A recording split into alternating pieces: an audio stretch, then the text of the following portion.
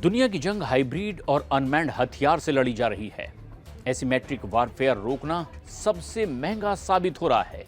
कुछ लाख के drone attack को रोकने के लिए अब करोड़ों के एयर डिफेंस मिसाइल को लॉन्च करना पड़ता है। भारत ने इस चुनौती से निपटने के लिए laser based direct energy weapon का काम करना शुरू कर दिया है।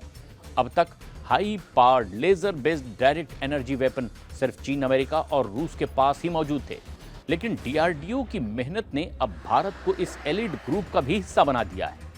रविवार को ही भारत ने अपने हाई पावर्ड लेजर बीम के फिक्स्ड विंग एयरक्राफ्ट गिरा करके एक नया अध्याय जोड़ दिया है। आंध्र प्रदेश के कुर्नूल में इस वेपन का डेमो भी किया गया। डायरेक्टेड एनर्जी वेपन यानी कि DEW MK2 एक नाम से इसे जाना जाता है। इस मौके पर डीआरडीओ के चेयरमैन समीर वी कामत ने कहा कि ये बस एक शुरुआत भर है। डीआरडीओ ने इंडस्ट्री और एकेडमिया में अब एक कदम और आगे बढ़ाया है। साथ मिलकर के ये दोनों आगे बढ़ रहे हैं। इसे अंजाम दिया गया है कामयाबी से। उन्होंने ये भी कहा कि डीआरडीओ इसी तरह के दूसरे हाई एनर्जी सिस्टम जैसे कि हाई एनर्जी माइक्रोवेव और इलेक्ट्रोमैग्नेटिक पल्स तकनीक पर भी काम कर रही है।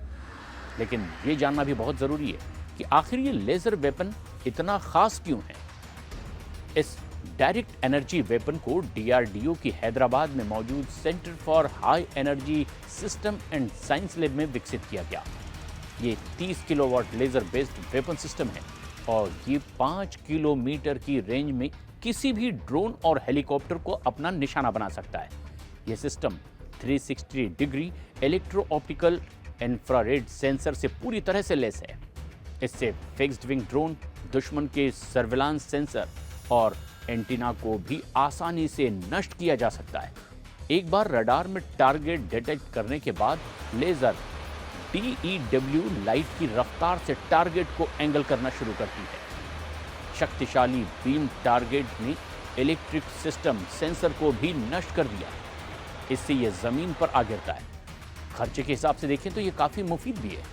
कुछ सेकंड के लेजर फायर में महज कुछ लीटर पेट्रोल की कीमत का खर्च आता है। और इसकी एक और ख़ास बात यह है कि इसे रेल रोड एयरक्राफ्ट के जरिए भी बड़ी तेज़ी से किसी भी जगह तैनात किया जा सकता है। इसके अलावा डीआरडीओ 300 किलोवाट सिस्टम को भी अब डेवलप कर रहा है और नाम इसका दिया गया सूर्या। इसकी रेंज तकरीबन 20 किलोमीटर के करीब होगी। इसमें हाई स्पीड टारगेट जैसे कि एयरक्राफ्ट, मिसाइल और ड्रोन को भी निशाना बनाया जा सकेगा।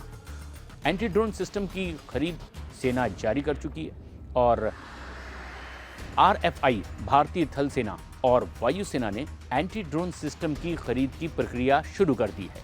बाकायदा आत्मनिर्भर भारत और मेक इन इंडिया के तहत अब स्वदेशी कंपनियों से इन सिस्टम की खरीद की जाएगी और इसे लेकर RFI यानी कि रिक्वेस्ट फॉर इंफॉर्मेशन भी जारी कर दिया गया है।